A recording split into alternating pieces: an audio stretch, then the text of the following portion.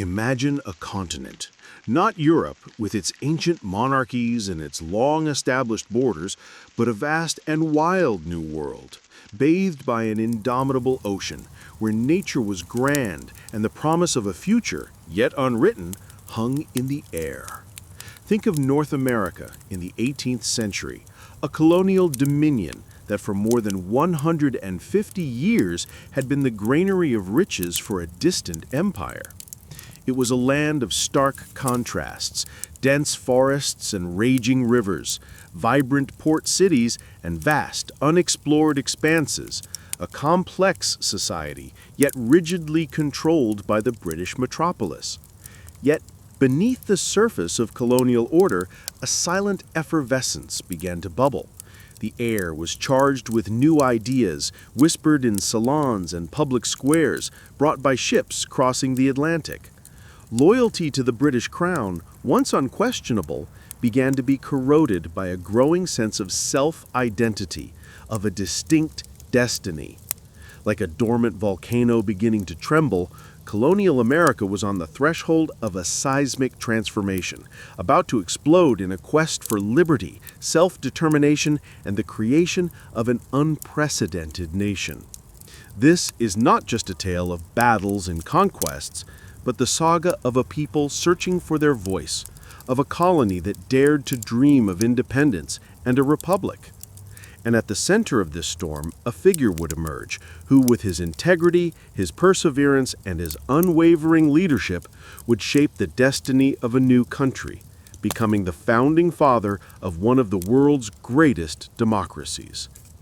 To comprehend the magnitude of the revolution that would sweep across North America, it is essential to delve into the complexities of the 13 British colonies, a mosaic of societies, economies, and cultures, all under the dominion of the British Crown.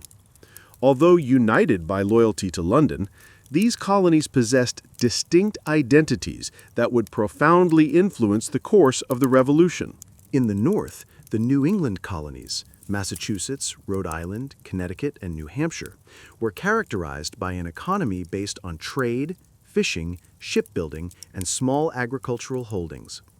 Their society was more homogeneous, with a strong Puritan influence and an emphasis on education and local self-governance through town meetings. The harsh climate and rocky soil limited large-scale agriculture, but encouraged initiative and commerce. The middle colonies, New York, New Jersey, Pennsylvania, and Delaware, were the most diverse in ethnic and religious terms, attracting immigrants from various parts of Europe. Their economy was a mix of agriculture, with large grain farms, the colony's breadbasket, trade, and manufacturing. Cities like New York and Philadelphia were vibrant and cosmopolitan urban centers with greater religious tolerance than New England.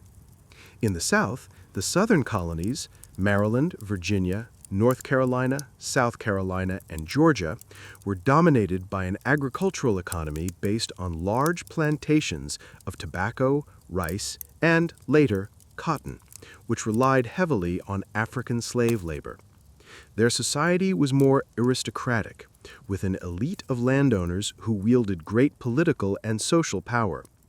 Rural life and the dispersion of plantations limited the development of large urban centers. Despite these differences, all colonies shared a growing discontent with British policies. Great Britain's mercantilist policy, which viewed the colonies as a source of raw materials and a market for manufactured goods, restricted colonial trade and hindered industrial development. Colonists felt exploited and unrepresented in the British Parliament. The idea of no taxation without representation would become a rallying cry. This complex and tension-filled society would be fertile ground for the ideas of freedom and self-government that would soon sweep the continent, leading to the formation of a new nation.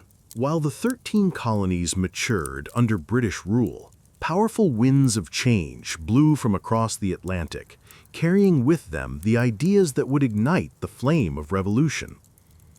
The Enlightenment, an intellectual movement that flourished in Europe in the 18th century, preached reason, individual liberty, equality, and criticism of monarchical absolutism and privileges. Thinkers like John Locke, with his ideas on natural rights, life, liberty, and property, and the social contract, profoundly influenced the American colonists. Locke argued that government derived its power from the consent of the governed, and that the people had the right to resist tyrannical government. The works of Montesquieu, with his advocacy for the separation of powers, executive, legislative, and judicial, and Jean-Jacques Rousseau, with his theory of the general will and popular sovereignty, also circulated widely in the colonies, inspiring intellectual and political elites. These ideals of self-government, liberty, and individual rights were discussed in salons, taverns, and colonial assemblies and became the philosophical basis of the future revolution. The colony's own experience also contributed to the development of these ideas. Colonial assemblies, which exercised a considerable degree of self-government, and the tradition of religious freedom, especially in the middle colonies, created an environment where Enlightenment ideals could flourish. Colonists, accustomed to a certain degree of autonomy, increasingly resented British interference in their internal affairs. The Glorious Revolution in England, 1688, which established Parliament supremacy over the king and guaranteed civil rights, also served as a precedent and an inspiration. American colonists saw themselves as heirs to English traditions of liberty and believed that the British Crown was violating their rights as British subjects. The ideas of the Enlightenment, therefore, were not just abstract theories. They became the language through which colonists articulated their grievances and their pursuit of a future of freedom and self-determination. The stage was set for the emergence of a leader who would translate these ideals into action and who would become the founding father of a new nation. It was in this scenario of a transforming new world, where ideas of liberty and reason seethed, that on February 22, 1732, at Pope's Creek Plantation, Westmoreland County, Virginia, George Washington was born. He came into the world into a family of wealthy landowners, part of Virginia's rural gentry, who had prospered through agriculture, especially tobacco, and land speculation. His family, though not of the highest British aristocracy, was respected and influential in the Virginia colony. His father, Augustine Washington, was an enterprising farmer and landowner who had married twice and had several children. His mother, Mary Ball Washington, was a strong-willed and devout woman who raised him with discipline and moral values. Washington's childhood was spent on rural farms, where he learned the practical skills of country life. He did not have an extensive formal education like many of his European contemporaries, but was tutored at home and later at a local school, where he learned reading, writing, arithmetic, and the basic principles of surveying. This practical education would be fundamental to his future career as a surveyor and later as a military leader. The loss of his father, Augustine, when George was just 11 years old, was a defining event in his life. This loss left him under the guardianship of his older half-brother, Lawrence Washington, who became a paternal figure and an important mentor. Lawrence, who had served in the British Army and was an influential landowner, exposed George to the world of Virginia's elite and the realities of military life. He introduced him to colonial society and helped him develop his social and leadership skills. Despite not being the eldest son, George's ambition and determination were evident from an early age. He was a serious young man with a strong sense of duty and a passion for outdoor activities, such as hunting and horseback riding. His childhood, marked by privileges and the influence of mentors, forged in Washington a complex personality, a man of great integrity and discipline, but also with a deep ambition and a thirst for recognition and service. George Washington's youth, though seemingly tranquil on his Virginia farms, was permeated by a need for purpose and an ambition that would propel him toward a greater goal. He was not content with the life of a simple farmer. He sought recognition, status, and the opportunity to serve. This thirst for a greater purpose would lead him to embark on a series of experiences that would shape his character and prepare him for the role he would play in history. His first big step was in a surveying career. At 16, Washington began working as a surveyor on lands on Virginia's western frontier. This experience was crucial for his formation. It exposed him to the harshness of frontier life, the vastness of the wilderness, and the realities of land speculation. He learned to navigate difficult terrain, deal with different types of people, and make decisions under pressure. Surveying also provided him with an intimate knowledge of the land and its potential, which would be valuable in his future career as a farmer and leader. The influence of his half-brother Lawrence, who was an officer in the Virginia militia, awakened in Washington an interest in a military career. He saw military service as a way to achieve status and recognition in colonial society. At 20, after Lawrence's death, Washington inherited Mount Vernon, the family estate, and also took over his brother's post as major in the Virginia militia. This pursuit of recognition and public service would lead him to become involved in the events that would precipitate the American Revolution. He was a man who, though reserved by nature, possessed a quiet ambition and an unwavering determination. He did not seek fame for its own sake, but the opportunity to prove his worth and to contribute to something greater than himself.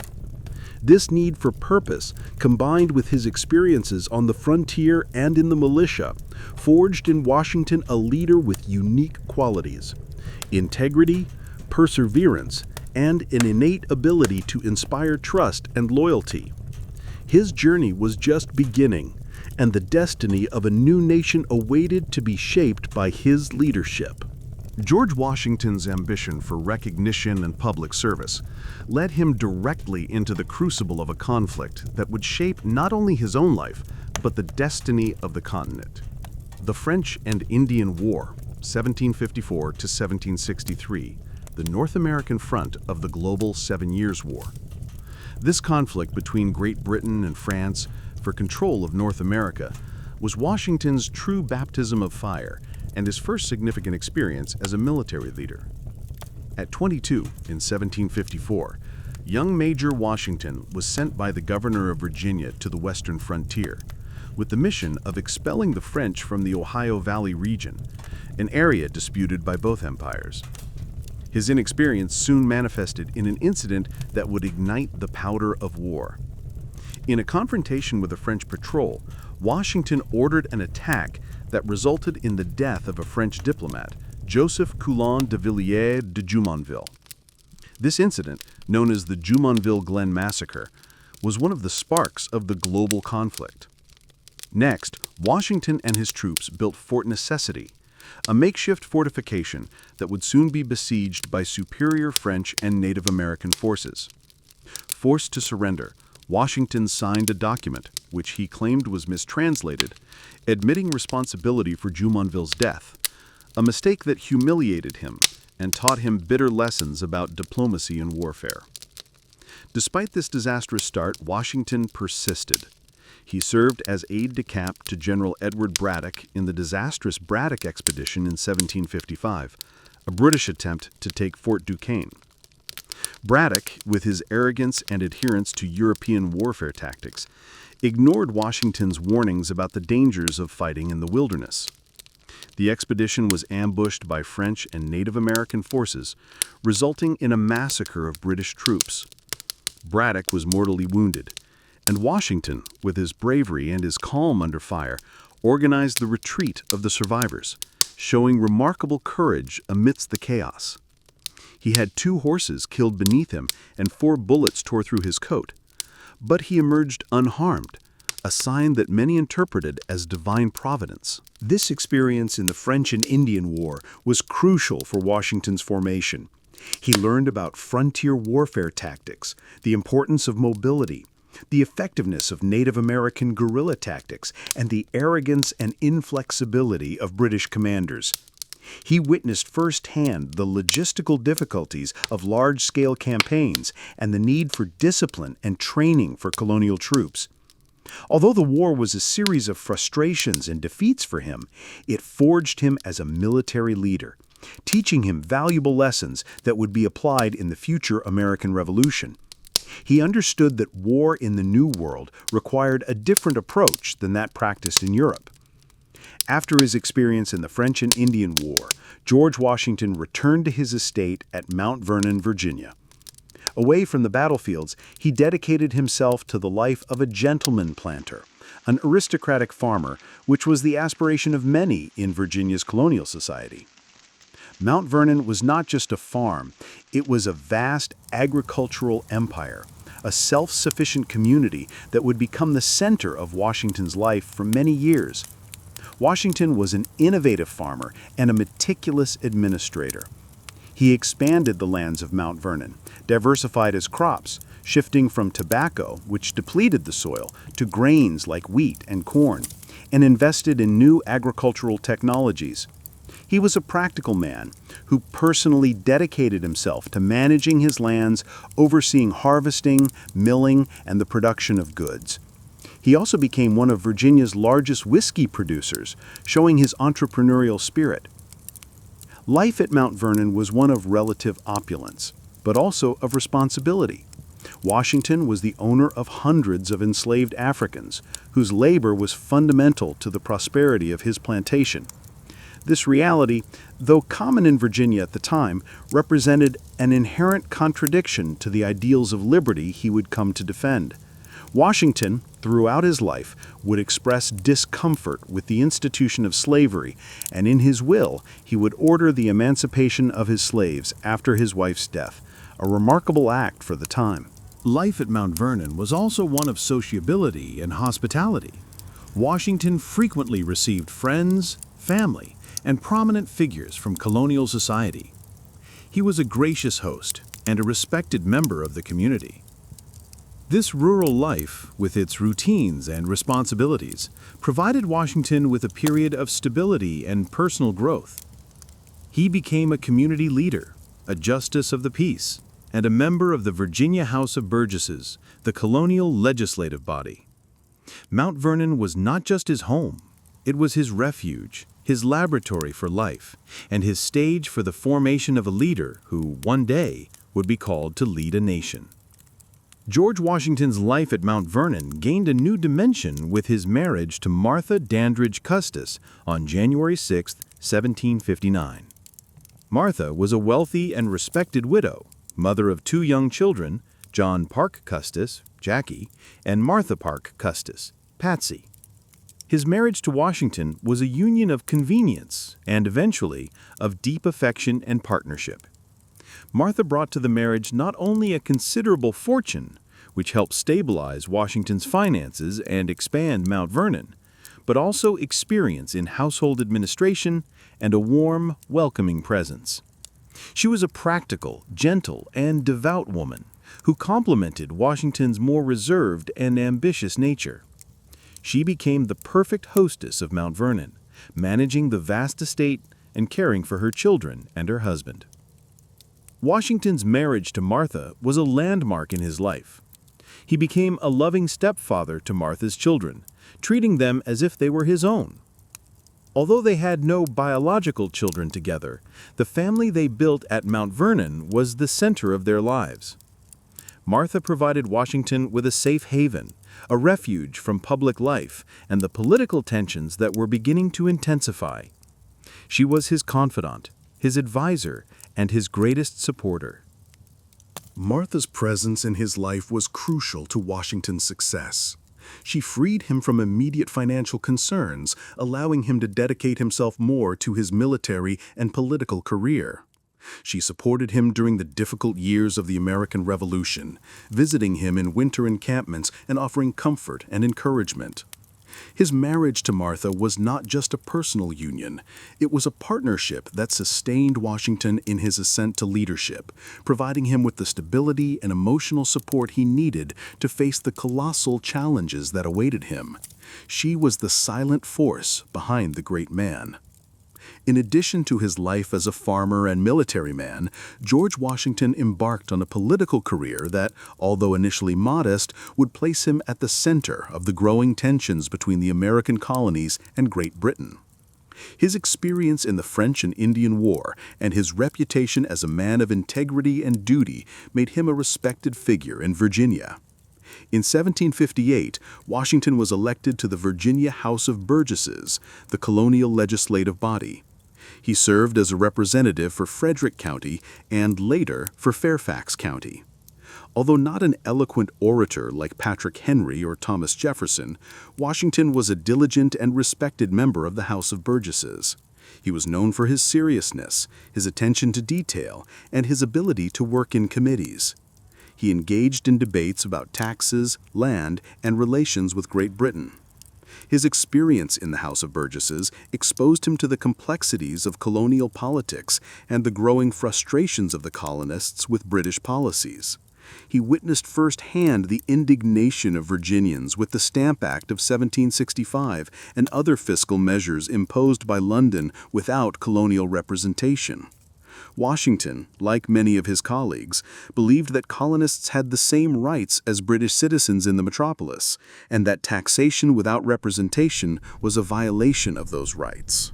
Washington became a defender of colonial rights, although initially not a radical. He actively participated in boycotts of British goods and opposed policies he considered unjust. His reputation as a man of principle and his military experience made him an increasingly prominent figure in Virginia politics. He was a natural leader who inspired trust and respect, and his voice, though calm, carried weight. This early political career was fundamental to Washington's formation as a civil leader. He learned the art of negotiation, the importance of representation, and the need to defend his constituents' rights. He was preparing himself unknowingly for a much larger role, a role that would place him at the center of a revolution that would change the course of history. The period leading up to the American Revolution was marked by a relentless escalation of tensions between the 13 colonies in Great Britain. The French and Indian War, although a British victory, left the metropolis with a colossal debt.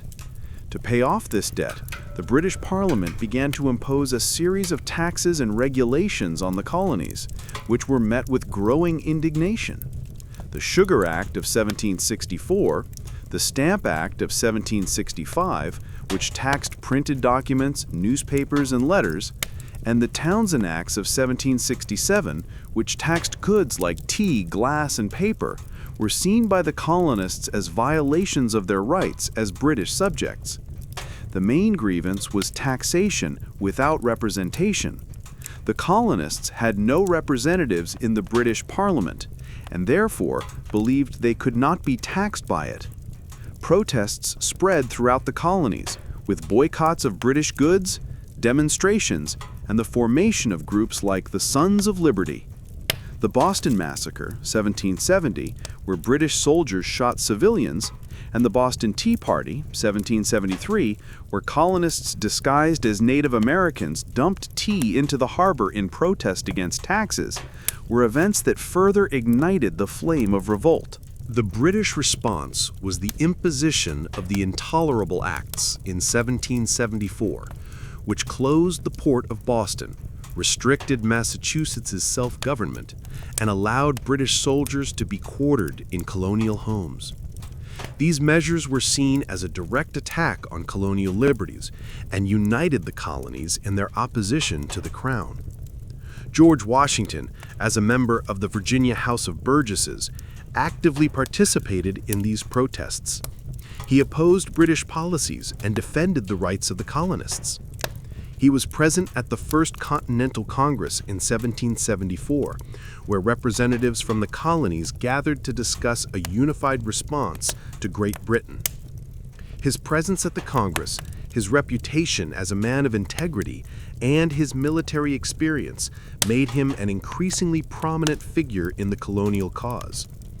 The storm was approaching, and America was on the verge of a revolution that would change the course of world history. The perseverance of the Continental Army at Valley Forge and the American victory at the Battle of Saratoga, October 1777, where an entire British army surrendered, were crucial in attracting a vital ally to the cause of independence, France. France, which had been Great Britain's main rival in Europe and America, saw in the American Revolution an opportunity to weaken its enemy and regain international prestige. American diplomacy, led by figures like Benjamin Franklin, who served as ambassador in Paris, worked tirelessly to secure French support. Franklin, with his sagacity and charisma, won the sympathy of the French court and the public, presenting the American cause as a fight for liberty against tyranny. The victory at Saratoga was the proof France needed that the Americans were capable of winning the war and that it was worth investing in their cause. In 1778, France and the United States signed the Treaty of Alliance, a pact that formalized French support for the American Revolution. This treaty was a decisive turning point in the war. France provided the Americans with substantial military aid, including weapons, ammunition, supplies, money, and, crucially, a powerful naval fleet and ground troops. French aid transformed the war from a colonial rebellion into an international conflict, forcing Great Britain to divert resources to other fronts. The arrival of experienced French officers, such as the Marquis de Lafayette, who became a loyal general to Washington, and the Comte de Rochambeau, who commanded French troops in America, brought military expertise and additional resources to the Continental Army. The French naval fleet, under the command of Admiral de Grasse, would be fundamental to the success of future operations, especially in blockading British ports. French aid was not an act of pure generosity. It was a strategic calculation, but it was vital to the American victory. It provided the Continental Army with the resources and support they desperately needed to continue the fight. Washington, with his ability to coordinate American and French forces, demonstrated his capacity to lead an international coalition. The alliance with France was the turning point that would transform American perseverance into triumph. French aid and George Washington's strategic genius culminated in the decisive battle that would seal the fate of the American Revolution, the Battle of Yorktown in 1781. After years of arduous struggle and sacrifices, the moment of final victory was within reach. The British forces, under the command of General Lord Cornwallis, had entrenched themselves in Yorktown, Virginia, awaiting reinforcements and supplies by sea. Washington, in an act of strategic brilliance and secrecy, conceived an audacious plan to trap Cornwallis. He coordinated a joint movement of his American troops and Rochambeau's French forces, marching rapidly from New York to Virginia, catching the British completely by surprise. Crucial to the success of the operation was the participation of the French naval fleet. Admiral de Grasse, with his powerful fleet, managed to defeat the British Navy at the Battle of the Chesapeake, ensuring control of the waters and blocking any possibility of Cornwallis receiving reinforcements or escaping by sea. The siege of Yorktown was complete, with American and French ground forces surrounding the city by land and the French fleet blockading it by sea. The siege of Yorktown was relentless. Allied forces relentlessly bombarded British positions, breaching defenses. Washington, Rochambeau, and Lafayette led the assault, with their troops fighting bravely and with determination. Cornwallis, with no hope of reinforcements and his positions unsustainable, was forced to surrender. On October 19, 1781, General Cornwallis surrendered his army to George Washington. The surrender at Yorktown was a devastating blow to Great Britain and an overwhelming triumph for the Americans. Although the war continued for some time on other fronts, the Battle of Yorktown marked the effective end of the American Revolution. It demonstrated Washington's ability to lead an international coalition and to execute a complex strategy perfectly. The victory at Yorktown was the culmination of Washington's glory and the birth of a new nation. The surrender at Yorktown was the final blow that forced Great Britain to recognize the independence of the 13 colonies. Peace negotiations began in Paris, and on September 3, 1783, the Treaty of Paris was signed, formally ending the American Revolution. The treaty recognized the independence of the United States of America, established its borders, and guaranteed its fishing and navigation rights. With peace finally achieved, George Washington faced one of his greatest challenges as a leader, the demobilization of the Continental Army. After years of war, sacrifices, and privations, the soldiers were exhausted and eager to return home. However, many were discontented with the lack of pay and unfulfilled promises by the Continental Congress. There was a risk of mutinies and a military coup, which would have destroyed the ideals of the Revolution.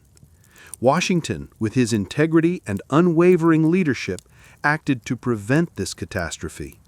In March 1783, he addressed his officers in Newburgh, New York, in a powerful speech that would become a landmark of his civilian leadership.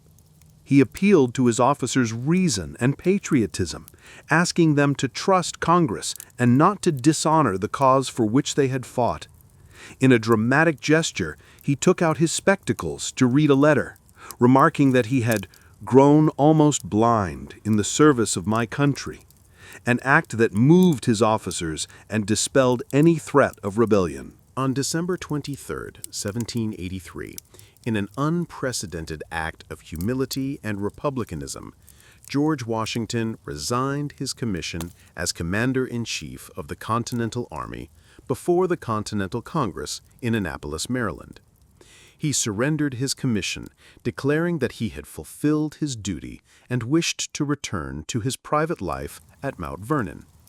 This act of resignation, in a world where victorious generals usually became dictators or monarchs, shocked Europe and solidified Washington's reputation as a virtuous and disinterested leader.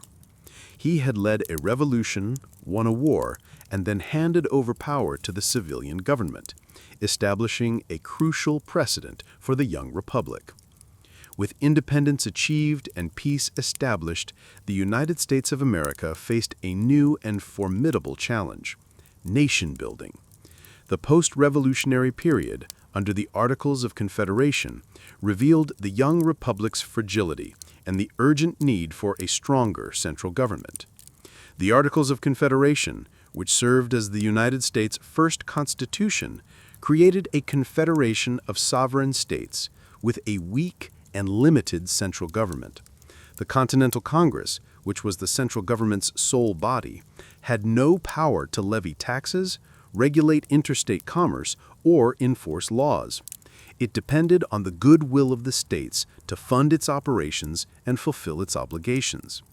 This lack of a strong central government led to a series of problems. The economy was in crisis, with states printing their own currencies and imposing tariffs on each other, hindering trade. The war debt was immense, and Congress had no way to pay it.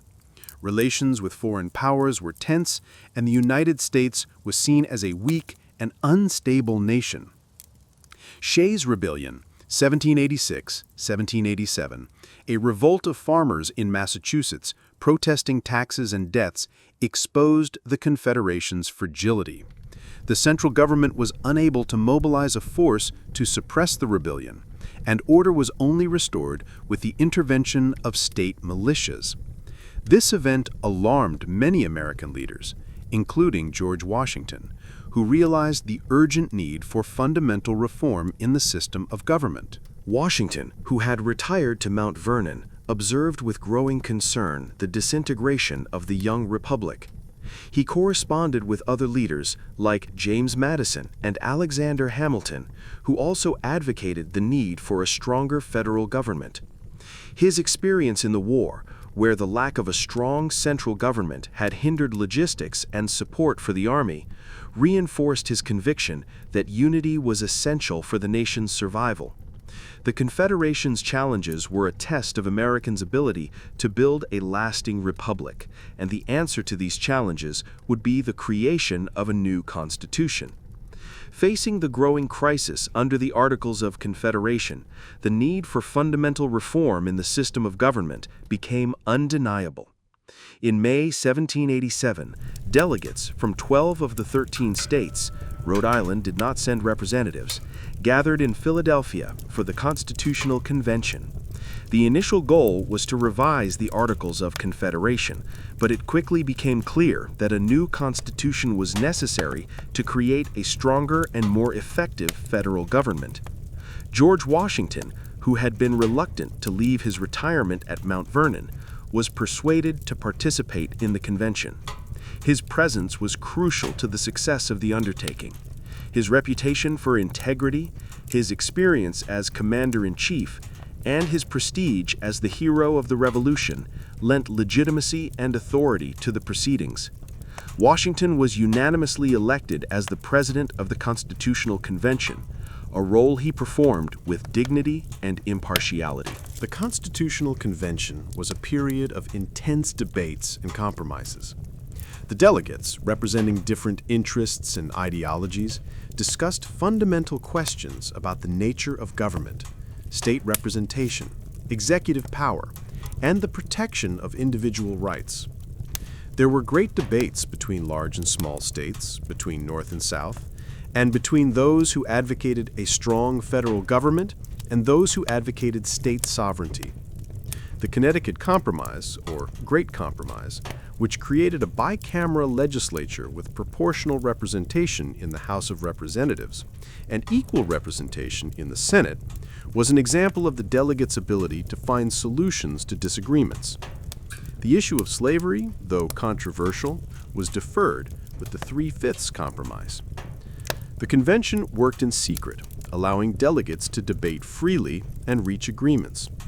On September 17, 1787, after months of deliberation, the United States Constitution was finally signed.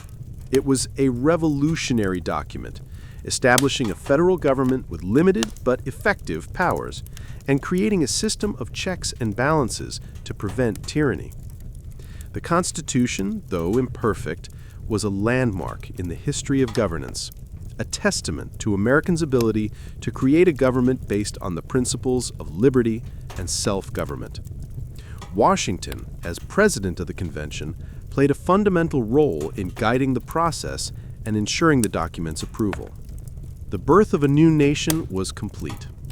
With the United States Constitution ratified by the states, the young republic was ready to elect its first president. The choice was obvious and unanimous: George Washington. He was the hero of the Revolution, the president of the Constitutional Convention, and the man who had demonstrated the greatest integrity and dedication to the cause of liberty. The presidential election of 1789 was, in many respects, a referendum on Washington's leadership. He was unanimously elected by the Electoral College, the only president in American history to receive all electoral votes. This unanimity reflected the trust and respect he inspired throughout the country. Washington did not seek the presidency, he was called to it, a testament to his personal disinterest and his devotion to public service. On April 30th, 1789, George Washington took the oath of office as the first president of the United States of America in New York City, then the federal capital. His inauguration was a historic event, a moment of hope and uncertainty for the young republic. Washington, with his dignity and seriousness, assumed the responsibility of leading a nation that was just beginning to form. His presidency would be a period of immense challenges. He would have to establish the precedents for the office, build the institutions of the new government, deal with internal and external tensions, and ensure the nation's stability and prosperity. Washington understood that each of his actions as president would set a precedent for his successors, and he dedicated himself to building a presidency that would be strong yet republican, capable of governing without falling into tyranny. Washington's election as president marked the beginning of a new era for the United States. He was the father of the nation, the man who had led the revolution, shaped the Constitution, and now took on the task of building a country.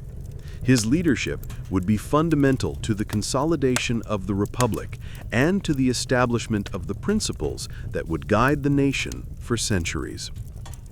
George Washington's presidency from 1789 to 1797 was a period of immense challenges and fundamental importance for the young American republic.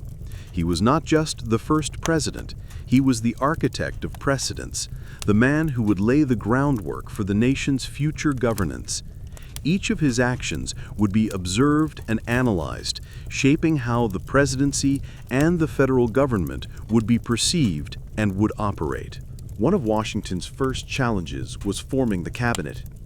He selected some of the nation's most brilliant and capable men to serve in his administration, regardless of their previous political affiliations. Alexander Hamilton was appointed Secretary of the Treasury, Thomas Jefferson, Secretary of State, and Henry Knox, Secretary of War. This team of talents, though often divided by profound ideological differences, especially between Hamilton and Jefferson, worked under Washington's leadership to establish the executive departments and policies of the new nation. Economic policy was one of the pillars of Washington's administration. Alexander Hamilton, with his ambitious plan, proposed the federal government's assumption of state debts, the creation of a national bank, and the promotion of manufacturing through tariffs. These policies aimed to stabilize the economy, restore the nation's credit, and promote industrial development. Though controversial, especially for Jefferson's Democratic Republicans, Hamilton's policies laid the groundwork for the American financial system. Washington also had to deal with internal revolts, such as the Whiskey Rebellion in 1794. Farmers in western Pennsylvania rebelled against a federal tax on whiskey. Washington, determined to demonstrate the new federal government's authority, personally led a force of state militias to suppress the rebellion. This action, though controversial, set a crucial precedent. The federal government had the power to enforce its laws and maintain internal order, a stark contrast to the Confederation's weakness. In foreign policy, Washington sought to maintain neutrality amidst the European Revolutionary Wars, especially the conflict between Great Britain and France. He issued the Proclamation of Neutrality in 1793, seeking to protect the young nation from becoming involved in foreign conflicts that could jeopardize its stability. He also negotiated important treaties, such as Jay's Treaty with Great Britain, which aimed to resolve outstanding commercial and territorial issues. His presidency was a period of consolidation. Washington, with his dignity, integrity, and ability to unite factions, established the republic's foundations, ensuring its internal stability and international recognition. He was the model president, the leader who, with his prudence and vision, guided the nation in its first and most fragile years. After 2 terms as president, George Washington, in an act of personal disinterest and devotion to Republican principles, decided not to seek a 3rd term. His decision to retire from public life at a time when he could easily have become a ruler for life set a crucial precedent for American democracy: the limitation of power and the peaceful transition of government. In September 1796, Washington published his famous Farewell Address, a document that would become one of the most important pieces of American political literature. Although signed by Washington, the address was largely drafted with the help of James Madison and Alexander Hamilton, reflecting the concerns and wisdom of some of the era's greatest thinkers. In the Farewell Address, Washington offered crucial advice to the young nation, warning against the dangers that could threaten its unity and stability. He cautioned against partisan spirit.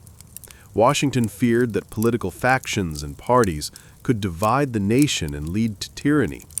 He advocated unity and cooperation over partisan divisions. Permanent foreign alliances. He advised the United States to avoid involvement in permanent military alliances with foreign powers, advocating a policy of neutrality and a focus on American interests. He believed that alliances could drag the nation into unnecessary conflicts and compromise its sovereignty. Excessive debt. Washington warned against the accumulation of public debt, advocating prudent fiscal management to ensure the nation's prosperity. Beyond these warnings, Washington emphasized the importance of national unity, religion, and morality as pillars of the republic. He advocated public education and civic virtue as essential for maintaining liberty. The farewell address was a testament to Washington's wisdom, a guide for future generations of American leaders and citizens. His retirement and farewell address solidified Washington's reputation as a virtuous and disinterested leader, a true Republican who placed the nation's well-being above his own ambition. He returned to his beloved Mount Vernon, where he would spend his final years as a farmer, an example of a citizen who, after serving his country with distinction, returned to private life. After his retirement from the presidency, George Washington enjoyed a brief period of peace and tranquility at his beloved Mount Vernon. He devoted himself to administering his lands, corresponding with friends and leaders, and receiving visitors. However, his health, already debilitated by years of military and political service, began to decline. In December 1799, Washington contracted a throat infection, likely epiglottitis, after a horseback ride on a cold, damp day. Despite the doctor's efforts, his condition worsened rapidly.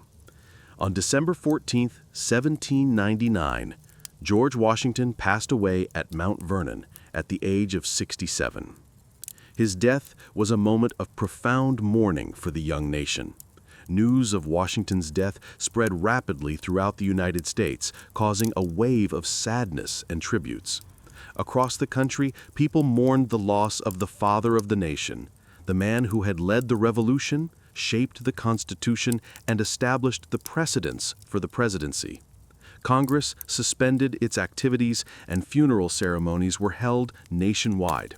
Henry Lee, a Revolution hero and friend of Washington, delivered a famous eulogy describing Washington as first in war, first in peace, and first in the hearts of his countrymen. This phrase would become a lasting epithet for Washington, encapsulating his importance to the nation. Washington's death marked the end of an era. He was the last of the great leaders of the American Revolution to pass away, and his departure left an immense void in the nation's leadership. However, his legacy was already firmly established, and his figure would become a symbol of virtue, integrity, and public service for future generations of Americans. He was buried at Mount Vernon, the home he loved so much, a place that would become a sanctuary for the memory of the father of the nation. George Washington, the name that resonates in every corner of the United States, the father of the nation, the leader who, with his integrity and perseverance, guided a revolution, forged a constitution, and set the precedents for the presidency.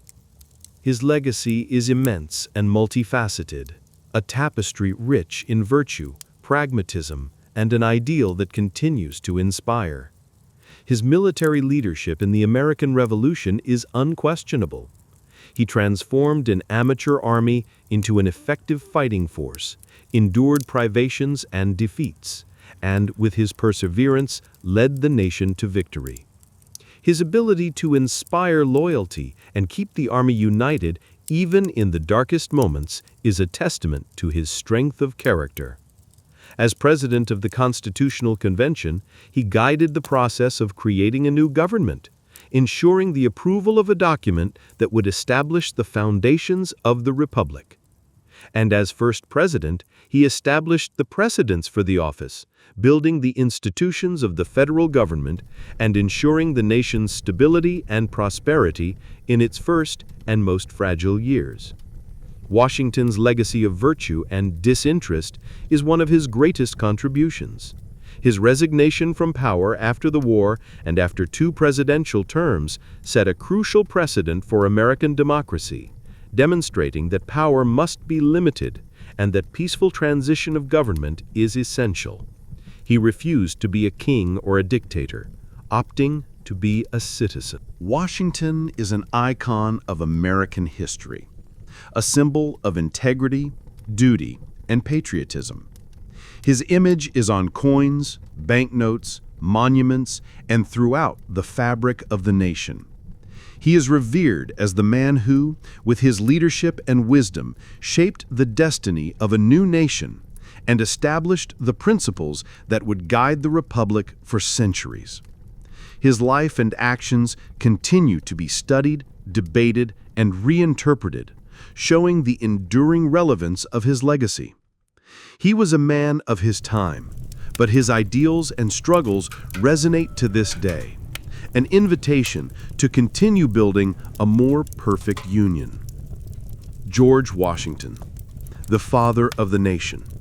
His life was an epic saga of courage, sacrifice, and leadership, a testament to the power of a single man to change the course of history. He taught us that freedom is an ideal worth fighting for, and that nation building requires virtue, commitment, and an unwavering vision. His story is an invitation to reflect on the price of freedom, the complexity of leadership, and the enduring power of ideals.